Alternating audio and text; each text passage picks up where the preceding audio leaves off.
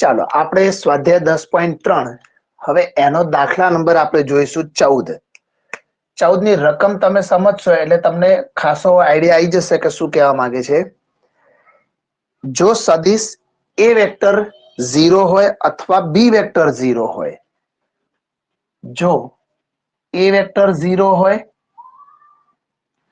અથવા બી વેક્ટર 0 હોય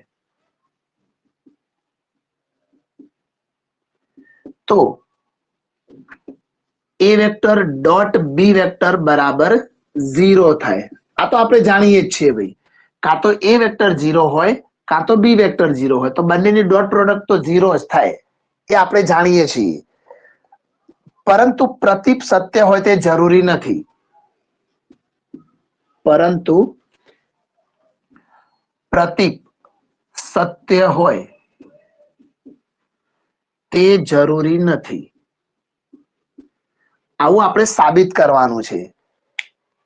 તો દેખો એક વસ્તુ તો ફાઇનલ છે કે એ વેક્ટર ને બી વેક્ટર બંને 0 હોય કાં તો બંને પૈકી કોઈ બી એક 0 હોય તો એમની ડોટ પ્રોડક્ટ 0 જ થાય, એ આપણે જાણીએ છીએ. પરંતુ એનું પ્રતીપ શું થાય? તો પ્રતીપ વિધાન આવું હોય, અહીં લખું છે એનું પ્રતીપ વિધાન કે જો ઊંધું કરી દેવાનું, તોની પછીનો ભાગ અને જો અને તોની વચ્ચેનો ભાગ આમની અદલા બદલી થાય. જો A vector dot B vector equal to 0 હોય તો એ વેક્ટર બરાબર 0 અથવા બી વેક્ટર બરાબર 0 થાય. આ આપેલા વિધાનનું પ્રતીક વિધાન છે. હવે આ વિધાન સત્ય નથી એ તો આપણે જાણીએ છીએ, તો લખીશું કે આ વિધાન સત્ય નથી. હવે મનમાં એવો પ્રશ્ન થાય કે કેમ? તો હવે એ આપણે કેમનું જે કારણ આપીશું ને એ એવું કહેવાય કે આપણા જવાબનું આપણે સમર્થન કરીએ છીએ. સવાલમાં એવું આપ્યું છે કે તમારા જવાબનું સમર્થન કરો, તો આપણે આપણા જવાબનું સમર્થન કરીશું. તો સમર્થનમાં આપણે એક એક્ઝામ્પલ આપીશું. જરૂરી નથી કે બંનેની ડોટ પ્રોડક્ટ 0 હોય તો એ બંનેમાંથી કોઈ એક અથવા તો બંને 0 જ હોય. કારણ કે બંને એકબીજા સાથે લંબ હોય ને તો બી એનો આન્સર 0 થઈ જાય છે. એટલે આપણે એવું એકાદ ઉદાહરણ લઈ લઈએ કે જેમની ડોટ પ્રોડક્ટ આપણને મળી જશે 0. ધારો કે એ વેક્ટર તો આપણે આશરે જ લઈ લેતા હોઈએ છીએ generally. I cap plus 2j cap plus 3k cap આ લઈ લીધી. અને બી વેક્ટર લખતી વખતે કદાચ થોડું ઉપર નીચે ચેન્જ કરવું પડે આપણે. અહીંયા લખીશું, માની લો કે 2i cap minus j cap, તો 2 એકા 2 અને 2 એકા 2 0 થઈ જશે. તો અહીંયા લઈ લઈએ, આપણે એક કામ કરીએ, 0 નથી કરતા, અહીંયા 3j કેપ લઈએ. તો આમાં પહેલા સેટ કરવાનું. દેખો કેવી રીતે હું સેટ કરું છું. હવે આ છેલ્લે થોડુંક વિચારીને લખવાનું છે આપણે. આ 3k કેપ છે ને, તો અહીંના k કેપ કેટલા લખવા એ નક્કી કરવાનું. આ તો બી આશરે લખો તો ચાલે. દેખો 2 એકા 2, 3 દુ -6. તો દેખો 2 માંથી 6 જાય તો -4 વધે. તો અહીંયા ગુણાકાર +4 કરવો શું કરવું પડે? આવું લઈ લેવાનું. દેખો મેં આ અંદાજિત લીધું. આવી તો અસંખ્ય કિંમતો મળી શકે. ધારો કે એ વેક્ટર આવા હોય ને બી વેક્ટર આ છે. હવે આમની ડોટ પ્રોડક્ટ કરીએ આપણે, એ ડોટ બી. તો એ વેક્ટર છે I cap plus 2j cap plus 2k cap dot. હવે બી વેક્ટર લઈ લઈએ, તો 2i cap minus 3j cap plus 2k cap. ચાલો આમની ડોટ પ્રોડક્ટ શું થશે? 1 ગુણ્યા 2 એટલે 2, 2 ગુણ્યા -3 એટલે -6 અને 2 ગુણ્યા 2 એટલે 4. તો 4 ને 2 6, 6 માંથી 6 જાય તો 0. તો દેખો બંનેની ડોટ પ્રોડક્ટ શું મળી આપણને? અહીંયા 0 મળી. ફરીથી સમજાવું છું, આ કેવી રીતે લખ્યા? મેં એવું મનમાં વિચારી લીધું કે ભાઈ આ બેનો ગુણાકાર શું થાય? તો 2 એકા 2 થાય. આ મનમાં વિચાર્યું આપણે, એટલે આ તો આશરે જ લખી દઉં, પણ અહીંયા 2 લીધા છે. પછી આમનો ગુણાકાર અહીંયા બી કઈ બી લખી શકો તમે, પણ એમનો ગુણાકાર શું થયો? મનમાં નક્કી કર્યું 2 તરી -6, તો 2 માં -6 એડ કરો એટલે 4 વધે, પણ કેવા? -4. તો જો અહીંયા -4 થાય તો છેલ્લે બંને એવી કિંમતો લો કે એમનો ગુણાકાર +4 થાય. જો તમે અહીંયા એકલો k લઈ લો તો અહીંયા શું લેવું પડે? 4k લેવાના, તો એ બંનેનો ગુણાકાર 4 થાય. કોઈ કે મારે અહીંયા 4 લેવા છે તો અહીંયા સિંગલ લઈ લો. બરાબર, આપણે એવી રીતે સેટ કરી લીધું. તો હમણાં 2 2 રહેવા દઈએ છીએ અને પછી એમની ડોટ પ્રોડક્ટ કરી 0 થી. હવે જુઓ અહીં a vector dot b vector equal to 0, પરંતુ શું a વેક્ટર 0 છે? બિલકુલ નહીં, નોટ ઇક્વલ ટુ 0 વેક્ટર. અથવા b વેક્ટર 0 છે? ના, એ પણ નથી. b વેક્ટર પણ 0 વેક્ટર નથી.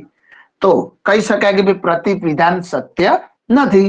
સમર્થન કર્યું કે જો ભાઈ આવું બી હોય તો ડોટ તો 0 હોય, પરંતુ એ બંને 0 હોય એવું જરૂરી નથી. બરાબર, સમજ પડે એવો દાખલો છે. થોડુંક લોજિક છે. પ્રતીપ એટલે ખબર પડવી જોઈએ, પ્રતીપ એટલે વિધાનને ઊંધું કરી નાખવાનું હોય. આપણે નથી બોલતા કે વરસાદ પડે તો રસ્તા ભીના થાય, તો જો રસ્તા ભીના થયા તો વરસાદ પડ્યો હોય, એ એનું પ્રતીપ કહેવાય. ચાલો જોઈ લો આને.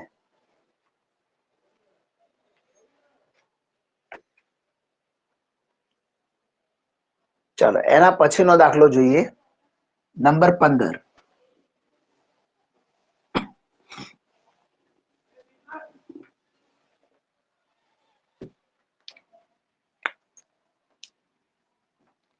સવાલ તમારી જોડે હશે જ, છતાં બી હું સવાલ બોલું છું અને એ પ્રમાણે ડાયરેક્ટ લખવાનો ટ્રાય કરીશ કે જો ત્રિકોણ એબીસી ના શિરોબિંદુઓ એ, બી અને સી આપેલા હોય, અહીંયા દોરી જ દઉં છું ત્રિકોણ એબીસી ના શિરોબિંદુઓ. પહેલું એ શિરોબિંદુ છે 1 2 3, શિરોબિંદુ એ છે 1 2 3. શિરોબિંદુ બી આપેલું છે આપણને -1 0 0, અને સી આપેલા છે 0 1 2. ચાલો, 3 વસ્તુ આપેલી છે આપણને, એ, બી અને સી. હવે એવું કીધું છે કે તો ખૂણો એબીસી શોધો. એ બી સી એટલે જે સેન્ટરમાં આવે ને એ ખૂણાનું માપ આપણે શોધવાનું છે.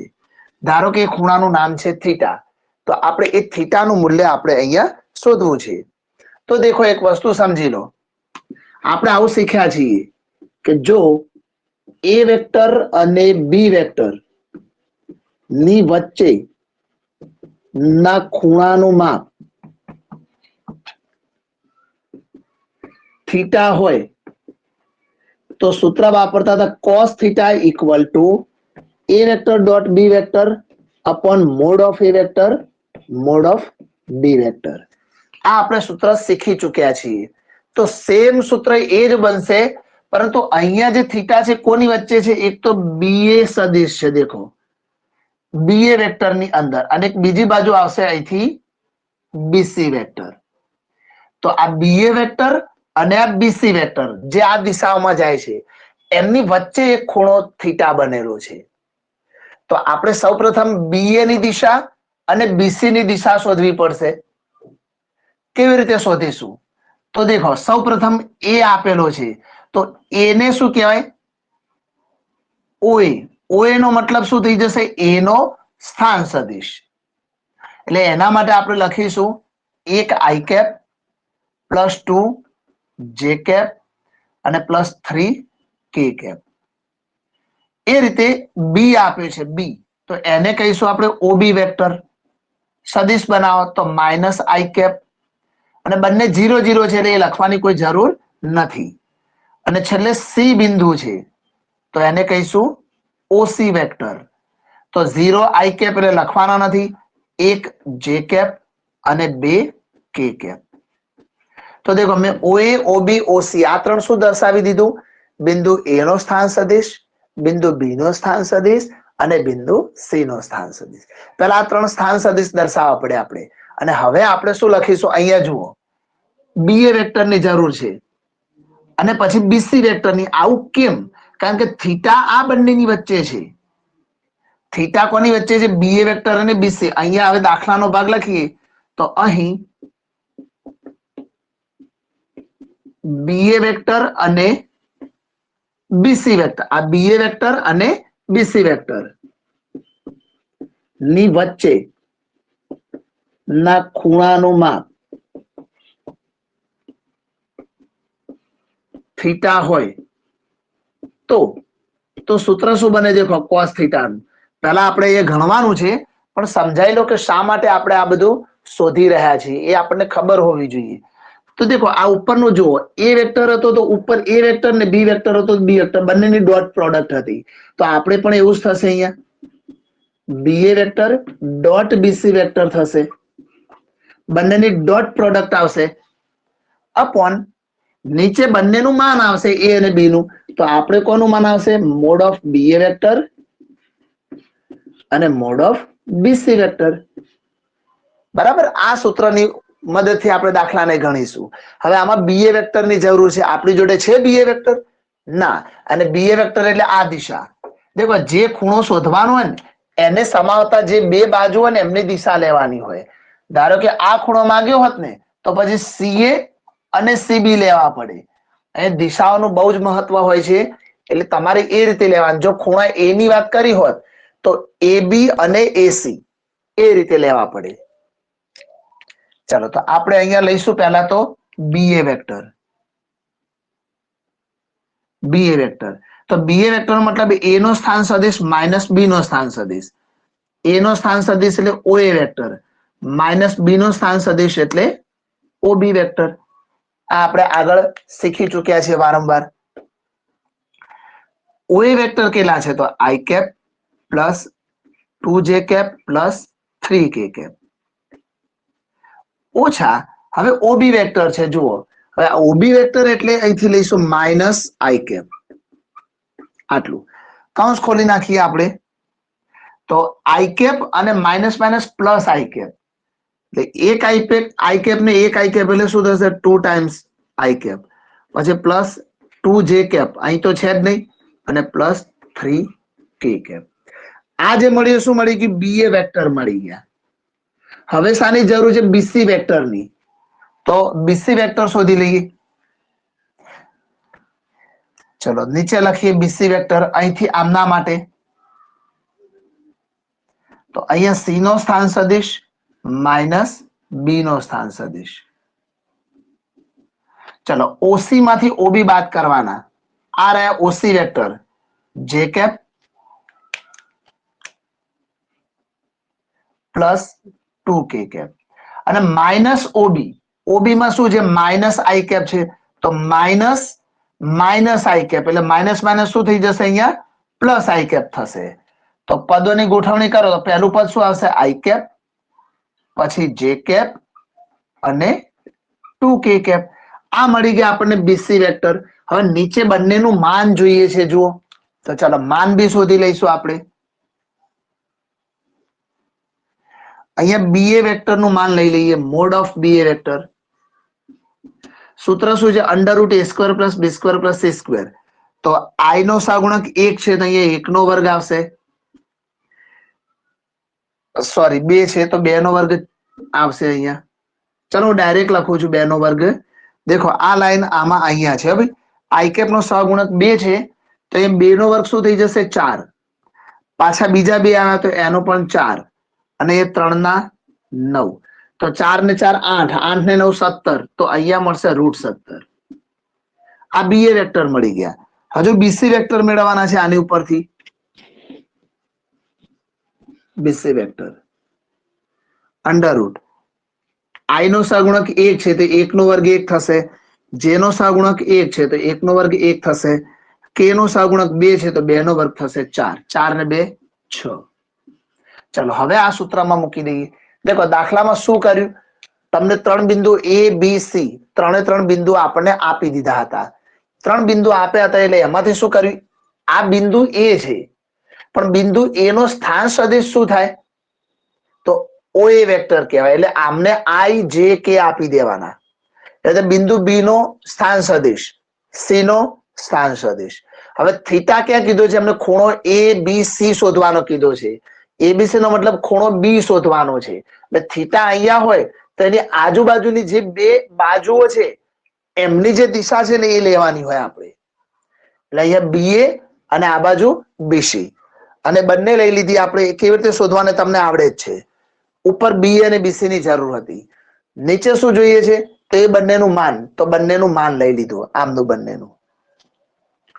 હવે આપણે આની અંદર અપ્લાય કરીશું. તો BA વેક્ટર કેટલા છે? BA વેક્ટર અહીંયા છે, આ રહ્યા. દેખો આ BA વેક્ટર છે. તો 2i cap plus 2j cap અને પ્લસ 3k કેપ.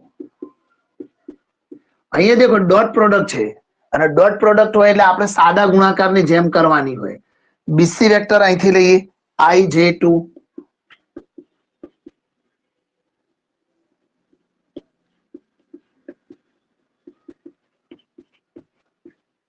અને નીચે બંનેનું માન. તો મોડ ઓફ BA વેક્ટર કેટલા? √17 અને પેલા કેટલા છે? √6. ચલો આ બધું કોના માટે ચાલી રહ્યું છે? તો cos થીટા માટે ચાલી રહ્યું છે. ચલો ઉપર આપણે ડોટ પ્રોડક્ટ કરીશું. ડોટ અદિશ છે, અદિશ એટલે ij કે ના આવે તમે જાણો છો. તો 2 એકા 2, 2 એકા 2, 3 દુ 6. નીચે 17 અને 6 નો ગુણાકાર કરી શકીએ છીએ. 7 42 4 102 બરાબર. બંને વર્ગમૂળમાં છે ને એટલા માટે આપણે એમનો ગુણાકાર કરી શકીએ છીએ. ઉપર 6 ને 4 10 થઈ જશે અને નીચે આવશે √102. આપણે થીટા શોધવાનો હોય તો cos પેલી બાજુ જાય તો શોધી જાય, cos ઇન્વર્સ થઈ જશે 102. હવે થીટા એટલે એકચ્યુઅલમાં કોણ છે? ખૂણો ABC છે. તો માટે ખૂણો ABC બરાબર cos ઇન્વર્સ 10/√102 થશે. તો આવી રીતે આપણને ABC અહીંયા મળી જશે. તમને જે ખૂણો કીધો હોય એ ખૂણો આપણે શોધવાનો હોય. બરાબર. ABC કીધો હોય તો ABC, જે BAC કીધો તો BAC અને CAB કીધો હોય તો CAB. જે કીધો હોય એ જ ખૂણો આપણે શોધીશું. ચલો કોઈ ક્વેશ્ચન હોય તો અવશ્ય પૂછજો. માઇક ઓન કરશો તો હું જોઈ લઈશ અને હું તમને કઈ બી ક્વેરી હશે તો સોલ્વ કરાવીશ. સર હા બોલો. સર આપણે આમાં ABC ખૂણો શોધવાનો કીધું તો ખૂણો ACB કીધું હોય તો આપણે વેક્ટર AC અને BC લેવા પડે ને? જો ACB કીધું હોય ને તો તમારે CA વેક્ટર લેવાના અને આ બાજુ CB વેક્ટર લેવાના. ખ્યાલ આવ્યો શું બોલે બગા? હા. સપોઝ A કીધો હોય તો તમારે A થી જ ચાલુ કરવાનું, AC વેક્ટર અને AB વેક્ટર.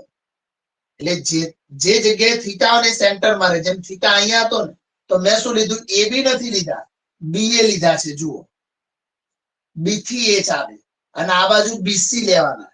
એવી રીતે હોય. બરાબર. BA અને AB સરખું નથી, દિશા બદલાઈ જાય એટલે નિશાન બી બદલાઈ જાય એમના, એટલા માટે. હા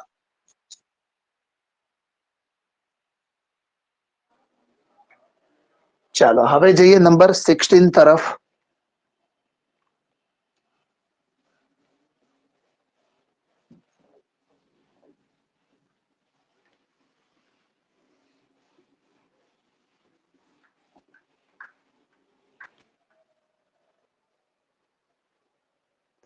ચાલો નંબર 16 માં એવું કીધું છે કે સાબિત કરો કે 3 બિંદુઓ ABC સમરેખ છે. ચાલો 3 બિંદુઓ સમરેખ બતાવવાના છે આપણે. A આપેલો છે 127, B આપેલા છે 263 અને C આપેલા છે 310-1. સમરેખ છે. આવું આપણે સાબિત કરવાનું છે. હવે જો 3 બિંદુઓ સમરેખ હોય ને તો એનો મતલબ આવો થાય. ફક્ત સમજવા માટે દોરું છું ભાઈ. ABC સમરેખનો મતલબ થાય આપણે એબી વેક્ટર શોધીશું, બીસી વેક્ટર પણ શોધીશું અને સીએ વેક્ટર પણ શોધીશું. આમાંથી બે વસ્તુ બનશે, કાં તો કોઈ સમાન પણ મળી શકે છે અથવા એમની દિશા પણ સમાન મળે. હવે દેખો, દિશા સમાન હોવા માટે એક યાદ રાખવાની વસ્તુ છે કે A vector equal to lambda B vector. આપણે કે લખતા હતા, એ વેક્ટર ઇક્વલ ટુ કે બી વેક્ટર. જો આવું રિલેશન ક્યાંય બી મળે ને, આવું રિલેશન મળે ને, તો એમને સમાંતર કહેવાય. બંને સદિશ એકબીજા સાથે કેવા છે? સમાંતર સદિશ. હવે જો બે સદિશ સમાંતર હોય અને એમની વચ્ચે કોઈ કોમન બિંદુ મળી જાય ને, તો પછી એ બંને એક જ રેખા ઉપર હોય, એટલે કે સમરેખ થઈ જાય. તો આજે હું બોલ્યો છે, સમજ ન પડે તો કઈ ચિંતા કરવાનો વિષય નથી. અહીંયા હું ગણતરી કરીશ, સમજજો. સૌપ્રથમ આપણે એ બી વેક્ટર શોધવાનો ટ્રાય કરીશું, પણ એના માટે પહેલા 3 એ 3 ના સ્થાન સદિશ લખી નાખીએ. બિંદુ એ નો સ્થાન સદિશ શું કહેવાય? ઓ એ વેક્ટર. તો આઈ કેપ પછી +2 j કેપ +7 k કેપ. એ રીતે બિંદુ બી ની વાત કરીએ તો ઓબી વેક્ટર થશે, ત્યાં 2i cap +6 j cap +3 k cap. અને ઓસી વેક્ટર માં જઈએ તો 3i cap +10 j cap -k cap. ચલો, આ 3 એ 3 ના આપણે સદિશ લખી નાખ્યા. હવે સૌપ્રથમ આપણે શોધીશું એ બી વેક્ટર. ચાલો, એ બી વેક્ટર લખી દઈએ અહીંયા. એ બી વેક્ટર એટલે બી નો સ્થાન સદિશ માઇનસ એ નો સ્થાન સદિશ. હવે ઓબી વેક્ટર શું છે આપણી જોડે? અહીંથી લઈએ 2i cap +6 j cap +3 k cap ઓછા OA vector i cap +2 j cap +7 k cap. ચલો, હવે 2i કેપ ઓછા 1i કેપ એટલે વધે શું આપણી જોડે? i cap. 6j માંથી 2j બાદ કરો એટલે વધે કેટલા? 4j. 3 માંથી -7 કરો એટલે -4 k કેપ. આવી રીતે હવે શોધીશું બીસી વેક્ટર. આ એબી વેક્ટર પૂરા. હવે આપણે શોધીશું બીસી વેક્ટર. તો અહીંયા લખીશું બીસી વેક્ટર. તો એમાં સી નો સ્થાન સદિશ -બી નો સ્થાન સદિશ આ લઈ લઈશું આપણે અહીંયા. હવે ઓસી કેટલા છે? તો આ રહ્યા. ઓબી કેટલા છે? તો આ રહ્યા. તો ઓસી માંથી ઓબી બાદ કરવાના. ચલો ડાયરેક્ટ કરીએ. 3 માંથી 2 જાય તો શું વધે? 1i cap. તમારે આ રીતે લખવાનું, બરાબર, પણ ભૂલ ના પડે એટલા માટે. 10 માંથી 6 જાય તો 4 માઇનસ કે ઓછા 3 એટલે -4 કે. ચાલો, હવે આપણે સીએ વેક્ટર લઈ લઈશું. અહીંયા એબી લીધા, બીસી લીધા. હવે આમાં તમે ખાસિયત જોઈ? તમે દેખો, આ એબી વેક્ટર હતા અને આ બીસી વેક્ટર બંને સેમ જ આવી ગયા. જુઓ અહીંયા, એનો મતલબ બંને સેમ હોવું, એનો મતલબ શું? એક જ રેખા ઉપર હોય, બરાબર. બંને પોતે એક જ છે, આખા સદિશો જ એક જ બની ગયા આપણા માટે. એટલે એબી ને બીસી બંને એક જ થઈ ગયા, એટલે એ તો સમરેખ જ છે. હવે છેલ્લે એસી નું જોવાનું છે ખાલી. ચલો, એસી વેક્ટર. તો ઓસી વેક્ટર માઇનસ ઓએ વેક્ટર.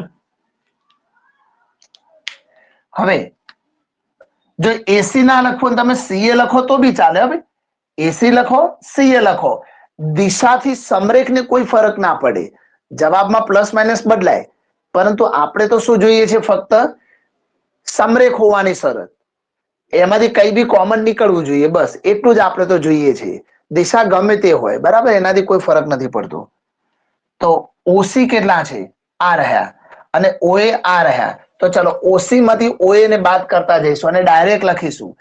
3 માંથી 1 જાય તો શું વધે? 2i cap. 10 માંથી 2 જાય તો શું વધે? 8j cap. -k અને -7 એટલે -8k.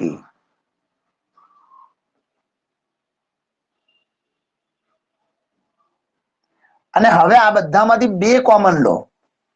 2 કોમન તો વધે શું? અહીંયા i cap plus 4 j minus 4 k તો જો આ જે કૌંસમાં વધ્યું ને એ શું વધ્યું બીસી અથવા તો એબી આ બંને જ છે દેખો અંદર જે ભાગ વધ્યો એ તો આપણે આવું લખીશું આ જે ભાગ વધ્યો ને એ અંદરનો જ છે તો આ બધું કોના માટે આવ્યું બી એસી વેક્ટર માટે તો લખીશું માટે એસી વેક્ટર ઇક્વલ ટુ કૌંસમાં હવે આના માટે શું લખવું છે એબી વેક્ટર લખવો તો બી ચાલે અને બીસી લખો તો બી ચાલે ચલો એબી વેક્ટર લખી નાખીએ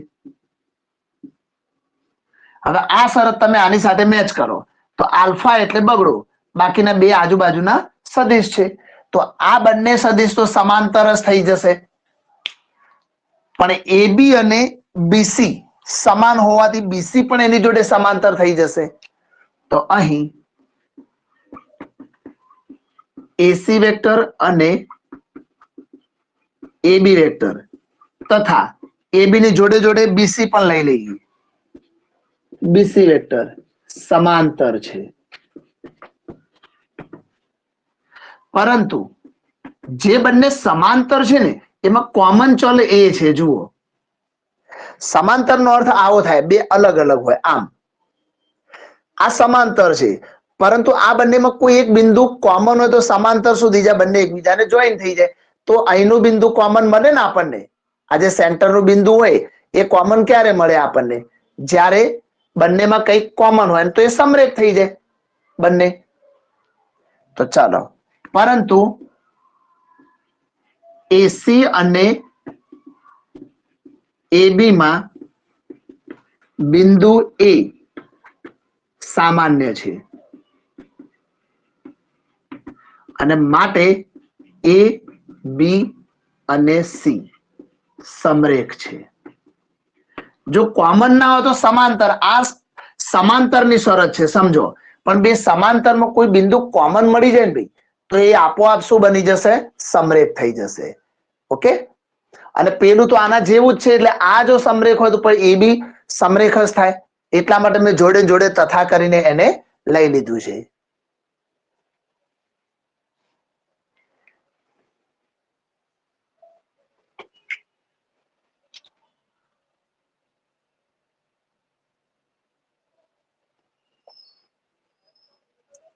ચાલો આને લૂછી લઉં છું હવે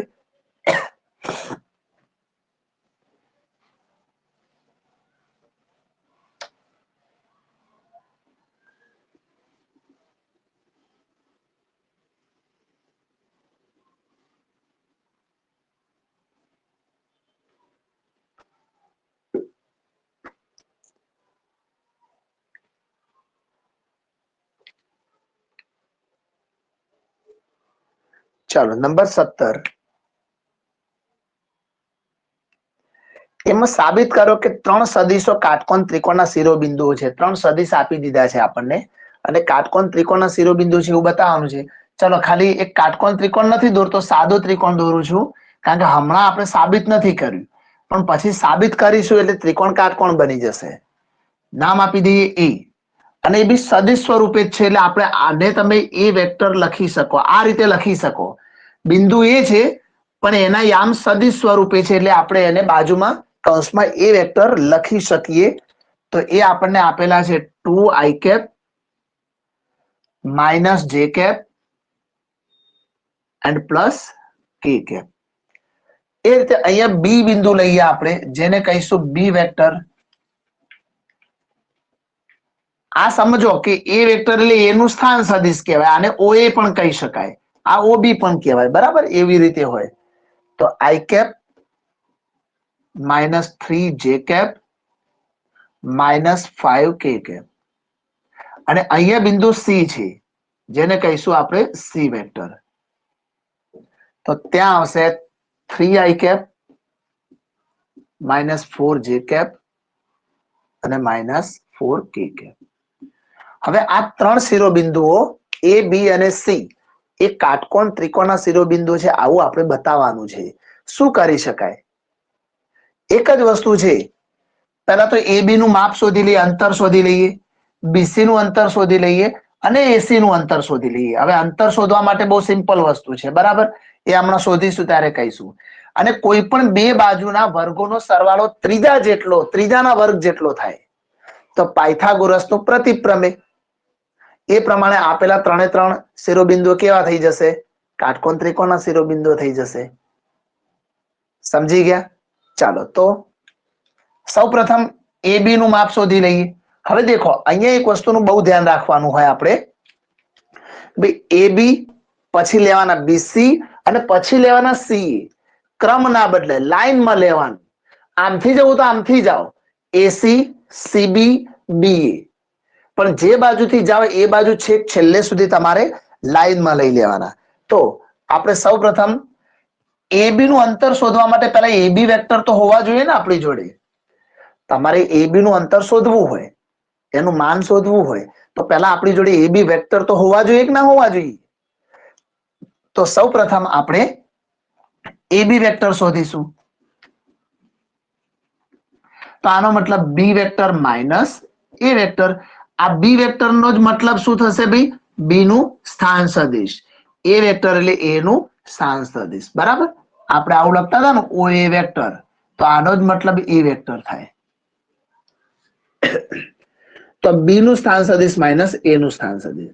તો B માંથી A ના ઘટક બાદ કરવાના. ચલો થોડું ડાયરેક્ટ કરીશું આપણે આ વસ્તુ. આ B છે ને આ A છે, તો I માંથી 2I જાય તો શું વધે? Minus I.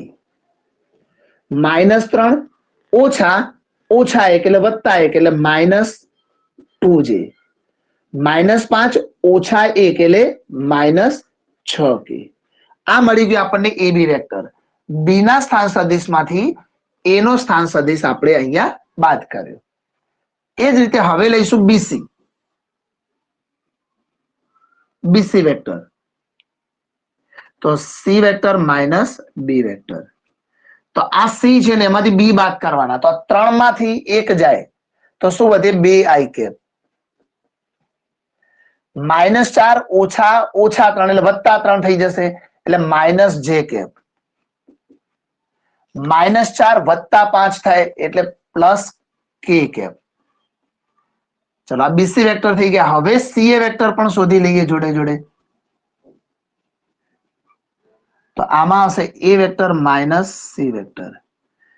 A માંથી C બાદ કરો તો 2 ઓછા 3 એટલે -I કેપ. -1 ઓછા -4 એટલે +4, તો 4 માંથી 1 જાય તો 3J. 1 ઓછા -4 એટલે +4 એટલે ટોટલ 5K કેપ. તો 3 સદિશ મળી ગયા. હવે મેં તમને શું કીધું? આપણે અંતરની જરૂર છે. અંતર એટલે એનું માન. તો મોડ ઓફ AB લઈ લઈએ અહીંયા બાજુમાં. Mode of AB vector √ I નો સહગુણક -1, તો -1 નો વર્ગ શું થાય? +1. -2 નો વર્ગ થશે 4 અને 6 નો વર્ગ થશે 36. 40 ને √41. આ AB મળી ગયા આપણને. AB નું માન મળી ગયું. હવે એ રીતે BC નું માન શોધી લઈએ. Mode of BC vector. તો ફરીથી અહીંયા √ માં આવશે 2 નો વર્ગ 4, 1 નો વર્ગ 1 અને 1 નો વર્ગ 1. તો 4 ને 2 6 એટલે અહીંયા આવશે √6. CA vector.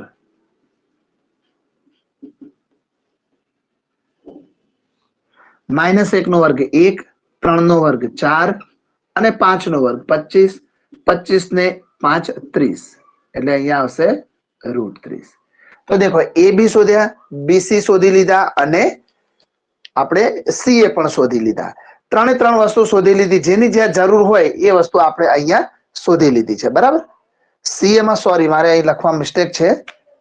1 નો વર્ગ 1, 3 નો વર્ગ અહીંયા 9 એટલે અહીંયા 35 થશે. ભાઈ -1 નો વર્ગ 1, 3 નો વર્ગ 9 અને 5 નો વર્ગ 25 બરાબર √35. ચાલો હવે કાટકોણ ત્રિકોણના શિરોબિંદુ બતાવવા માટે શું કરવું પડે? કોઈ પણ બે બાજુના વર્ગોનો સરવાળો ત્રીજી બાજુના વર્ગ જેટલો થવો જોઈએ.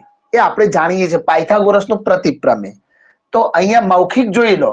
આ બંનેનો વર્ગોનો સરવાળો આના જેટલો થતો હશે. 6 થઈ જાય, અહીંયા 35 એટલે 41 થઈ જાય. તો લખીશું અહીં મોડ ઓફ બીસી નો વર્ગ વત્તા મોડ ઓફ સીએ નો વર્ગ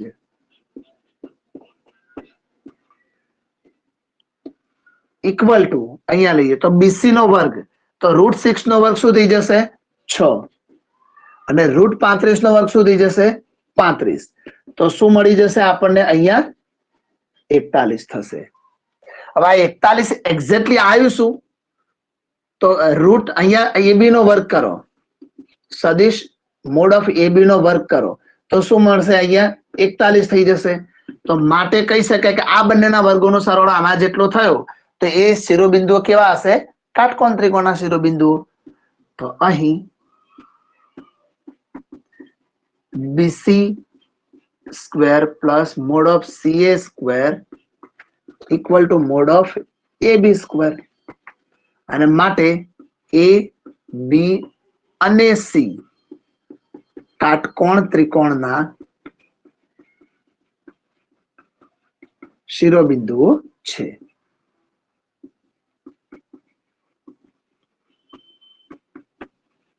ચાલો આ શિરોબિંદુ આપણને મળી ગયા કાટકોણ ત્રિકોણના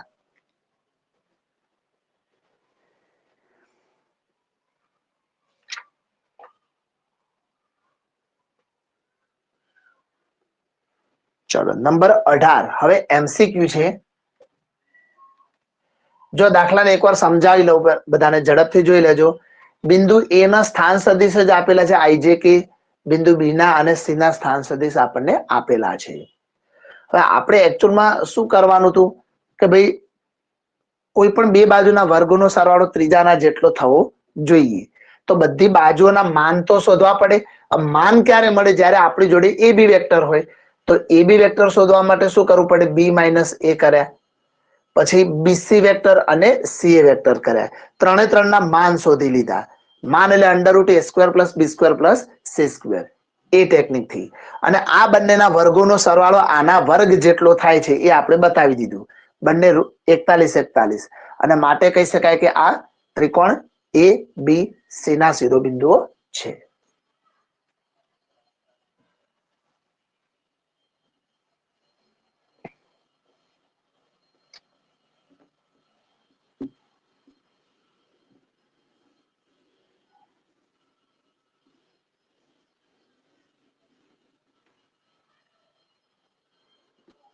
હવે નંબર 18 જોઈશું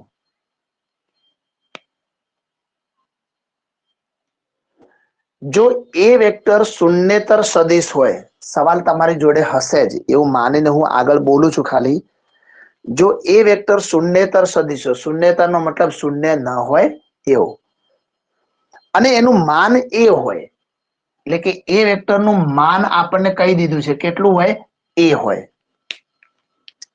અને લેમ્બડા શૂન્યેતર અદિશ હોય એટલે એક પ્રકારનો અચળ બી છે બરાબર તો લેમ્બડાની કઈ કિંમત માટે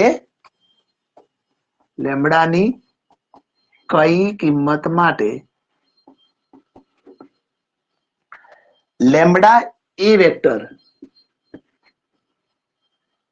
એકમ સદિશ થાય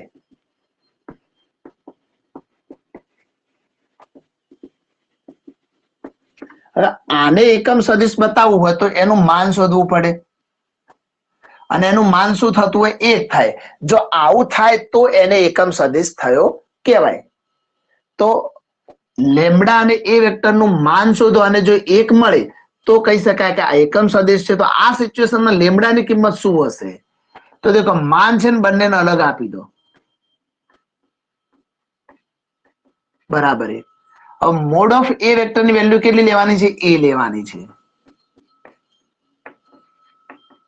બરાબર તો હવે આ લેમ્બડા છેદમાં જાય કાં તો પછી એ ને લઈ જાઓ બંનેમાંથી કોઈ પણ એકને લઈ જાઓ તો આપણા ઓપ્શન પ્રમાણે તમે જોશો તો ઓપ્શન ડી માં શું કર્યું છે આને છેદમાં લઈ ગયા છે તો એ બરાબર 1/mod of લેમ્બડા જો આવી સિચ્યુએશન નું સર્જન થાય એ ની વેલ્યુ 1/mod of લેમ્બડા જેટલી મળે તો કહી શકાય કે એનો આન્સર આપણને 1 મળે અને તો જ આપણને એકમ સદિશ મળી શકે બરાબર એટલે આ રીતે આને દર્શાવી શકાય તો આવો ઓપ્શન કયો છે ડી આન્સર ડી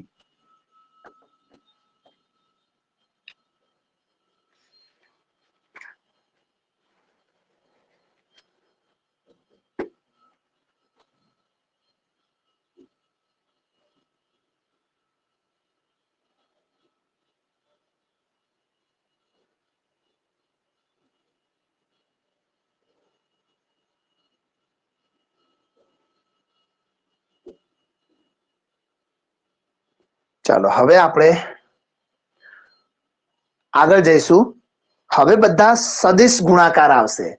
આમાં એક મેઇન વસ્તુ તમને કહેવાની રહી ગઈ છે, સમજી લેજો. અદિશ ગુણાકાર એટલે ડોટ પ્રોડક્ટ, જે તમે જાણો છો, બરાબર. પણ આને એક બીજું પણ નામ છે અંતઃગુણન. તો જ્યારે જ્યારે અંતઃગુણન શબ્દ વપરાય તો સમજવાનું કે એ બે સદિશની ડોટ પ્રોડક્ટ છે. ઓકે, આવું એટલા માટે કીધું કે ક્યારેક કોઈ સવાલમાં એવું કીધું હોય કે એ વેક્ટર આપેલા હોય, બી વેક્ટર આપેલા હોય અને એવું કીધું કે એ વેક્ટર અને બી વેક્ટર વચ્ચેનું અંતઃગુણન કરો. તો આમ જોવા જઈએ તો અઘરો દાખલો છે, પણ અંતઃગુણન એટલે કરવાનું શું? Dot product. તો બે સદિશની ડોટ પ્રોડક્ટ તો એકદમ સિમ્પલ વસ્તુ છે. તો પછી શું થઈ જાય? જો તમે જાણતા હો કે અંતઃગુણન એટલે ડોટ પ્રોડક્ટ, તો દાખલો સાવ ઈઝી થઈ જાય, બરાબર. તો યાદ રાખી લેજો, અંતઃગુણન એટલે ડોટ પ્રોડક્ટ, બે સદિશનો અદિશ ગુણાકાર. કેવું બોલીએ છીએ આપણે? બે સદિશનો અદિશ ગુણાકાર. એટલે જેમ કે વેક્ટર એ અને વેક્ટર બી આ બંને સદિશો છે, પણ એમની ડોટ પ્રોડક્ટ થાય એટલે શું બોલાય? એમની વચ્ચેનો અદિશ ગુણાકાર. એટલે બે સદિશનો અદિશ ગુણાકાર. ને હવે જે ભણીશું એમાં બે સદિશનો સદિશ ગુણાકાર આવશે અને એના માટે વર્ડ આવશે બહિર્ગુણન. અહીંયા કહીશું ક્રોસ પ્રોડક્ટ. ઓકે, ચાલો જોઈએ હવે એ નવો ટોપિક.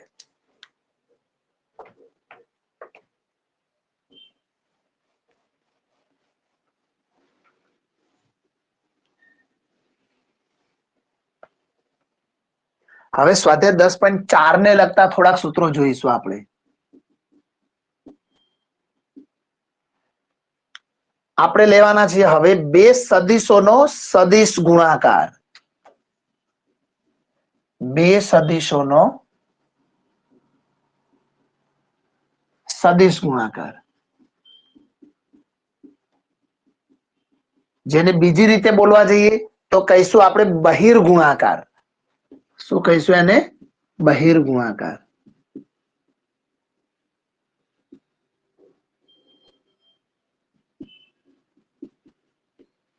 બહિર્ગુણાકાર. ઓકે, ચાલો આ આપણે કહીશું બે સદિશોનો સદિશ ગુણાકાર અથવા તો બહિર્ગુણાકાર. અને હવે આમને ઇંગ્લિશમાં બોલીશું તો ક્રોસ પ્રોડક્ટ.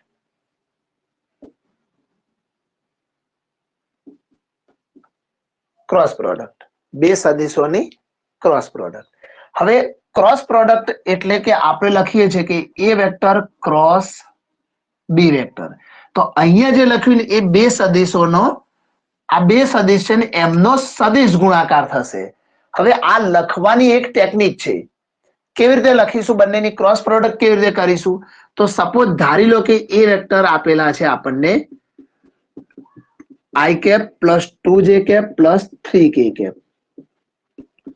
બી વેક્ટર આપેલા છે 2i cap plus j cap minus 3k cap. કોઈ બી બે સદિશ આપેલા હોય, દાખલામાં કોઈ પણ બે સદિશ આપ્યા હોય, તો આપણે એમની ક્રોસ પ્રોડક્ટ કેવી રીતે કરીશું?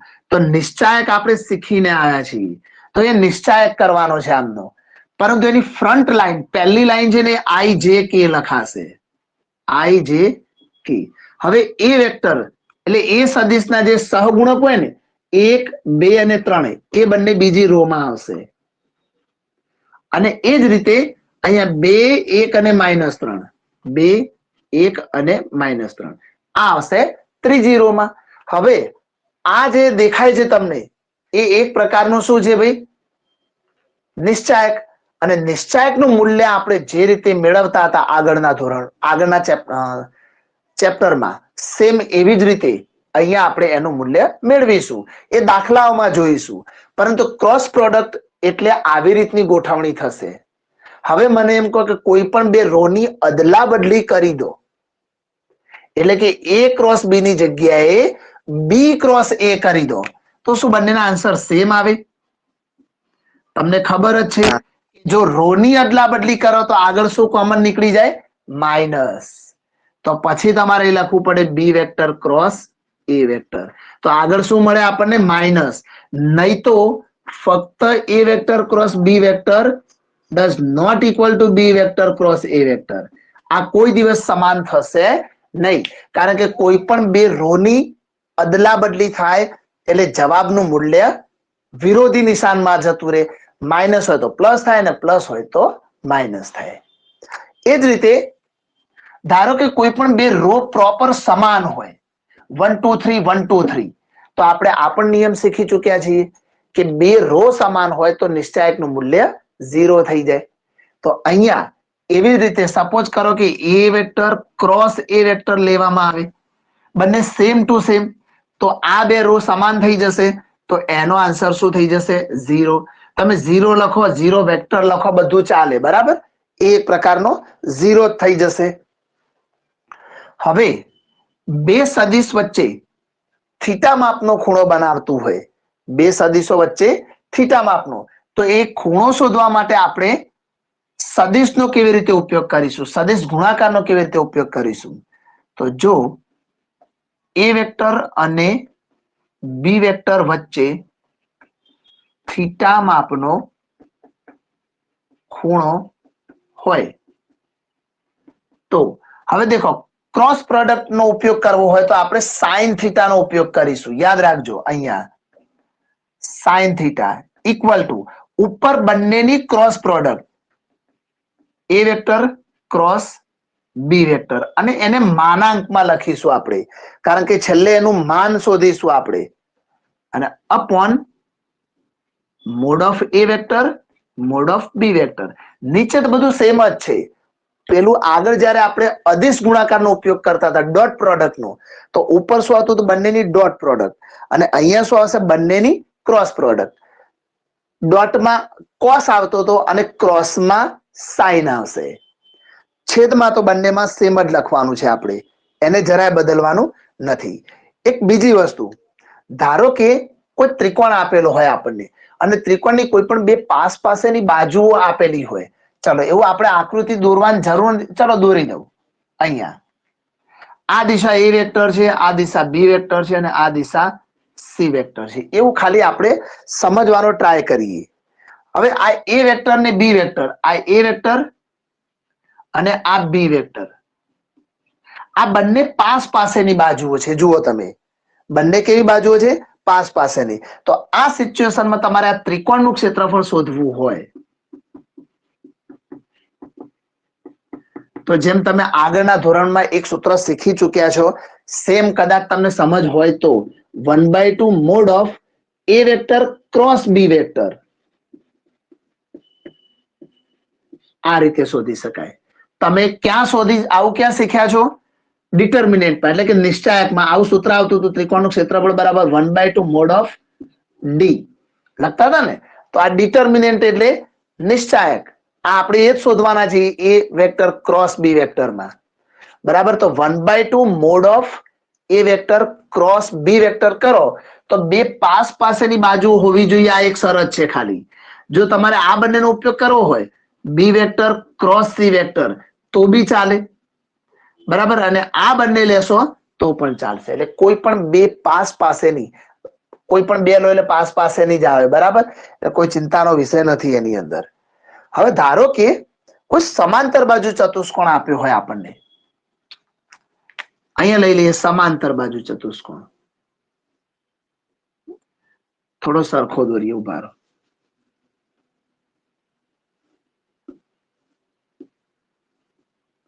સમાંતરમાં સામસામેની બાજુઓ સમાંતર હોય, બરાબર. અને એના બે વિકર્ણો આપ્યા હોય. આ એક વિકર્ણ જેનું નામ આપી દઈએ આપણે એ વેક્ટર, અને આ બીજો વિકર્ણ, આનું નામ આપી દઈએ આપણે બી વેક્ટર. આ બી વેક્ટર. તો અહીંયા બંને વિકર્ણો આપેલા છે, જુઓ, એ વેક્ટર અને બી વેક્ટર. તો આ સિચ્યુએશનમાં આવા સમાંતર બાજુ ચતુષ્કોણની જો વાત કરીને એનું ક્ષેત્રફળ શોધવાનું થાય તો એ લખીએ સમાંતર બાજુ ચતુષ્કોણ નું ક્ષેત્રફળ. એની અંદર ફક્ત બંને જે વિકર્ણો છે ને, એ બંને વિકર્ણોની જે દિશાઓ છે ને, એ દિશાઓની જ ખાલી ક્રોસ પ્રોડક્ટ કરીશું. એ વેક્ટર ક્રોસ બી વેક્ટર. પણ જો આટલું લખવાથી ના ચાલે. ક્યારે? કેમ ના ચાલે? એ વેક્ટર ક્રોસ બી વેક્ટર એ તો શું છે ભાઈ? એક પ્રકારનો સદિશ છે. હવે કોઈનું ક્ષેત્રફળ થોડું સદિશમાં હોય, એટલે આજુબાજુ શું મૂકવામાં આવે? એનું માન. કોઈ પણ સદિશનું માન એટલે કે મૂલ્ય મેળવો તો પછી એક કિંમત મળે. તો ક્ષેત્રફળ આપણને કિંમત સ્વરૂપે અહીંયા મળી શકે છે. તો આ એના થોડાક બેઝિક રૂલ છે, અને બીજા કોઈ એવા નાના મોટા રૂલ આવતા હશે તો એ આપણે જોતા જઈશું. જ્યારે આવશે ત્યારે આપણે જોઈ લઈશું. હા, એક બીજો મેઇન રૂલ નિયમ તમને કહેવાનો રહી ગયું. જેમ A vector dot B vector equal to 0 હોય, A vector dot B vector equal to 0 હોય ને તો એ બંને સદિશ લંબ હોઈ શકે. અહીંયા એવી જ રીતે જો A vector cross B vector equal to 0 હોય, સમજો બંનેની ક્રોસ પ્રોડક્ટ 0 હોય તો તે બંને સદિશ એકબીજાની સાથે સમાંતર હોય. કેવા હશે ભાઈ? એકબીજાની સાથે સમાંતર. એટલે લખાય તો તે બંને સદિશ એકબીજાની સાથે સમાંતર હોય. તમારે આવું લખવું તો લખી શકાય. જો A vector cross B vector equal to 0 vector લખો કે 0 લખો ચાલશે. તો અને તો જ એ બંને સદિશ એકબીજા સાથે સમાંતર હોય, બાકી ના હોય. સમરેખ હોઈ શકે. યાદ રાખજો, સમાંતર હશે તો સમરેખ પણ આપણે એને અહીંયા ગણીશું. ચાલો, તો આટલું શીખ્યા પછી હવે આપણે આગળ જઈશું. અને એક મેઇન વસ્તુ કે કોઈ પણ સદિશ પોતે પોતાની સાથે ક્રોસ કરે તો 0 થઈ જાય. કારણ કે નિશ્ચાયકનો નિયમ છે. ક્રોસ પ્રોડક્ટ એટલે એક પ્રકારનો નિશ્ચાયક છે. આ મગજમાં બિલકુલ યાદ રાખજો. ક્રોસ પ્રોડક્ટ એટલે એ પોતે નિશ્ચાયક જ છે. અને નિશ્ચાયકની બંને રો કહેવાય. એ વેક્ટર ક્રોસ એ વેક્ટર કરો તો, અને બે રો સમાન હોય તો એનું મૂલ્ય આપોઆપ 0 થઈ જશે.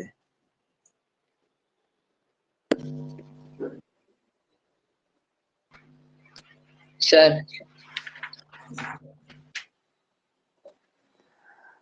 ચાલો હવે સ્વાધ્યાય 10.4 છે ને આપણે નેક્સ્ટ લેક્ચરમાં લઈએ.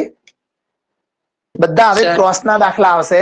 જેટલા આપણે અત્યાર સુધી આપણે શીખ્યા છે એ બધા ડોટ પ્રોડક્ટના શીખ્યા હતા, અને હવે બધા આવશે ક્રોસ પ્રોડક્ટના દાખલા.